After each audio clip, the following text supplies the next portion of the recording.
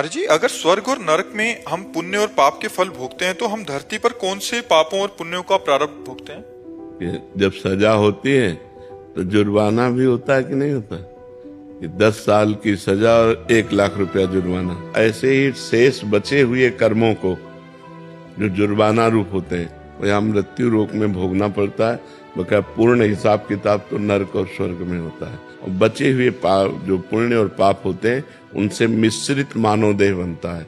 पुण्य देह देव देह, पाप देह यातना देह, मानव देह। तो इसमें कुछ पाप और कुछ पुण्य मिलाकर बनाया जाता है, जिससे कभी सुख कभी दुख, कभी सुख कभी दुख, ये पूरे जीवन चलता रहता है। लेकिन देवलोक में दुख नाम की चीज नहीं है, नरक में सुख नाम की चीज नहीं है। यहाँ सुख और दुख दोनों हैं। अगर भजन कर लो तो पाप और पुण्य दोनों को नष्ट करके परम सुख को प्राप्त हो सकते हो, जो सुख और दुख दोनों से परे है।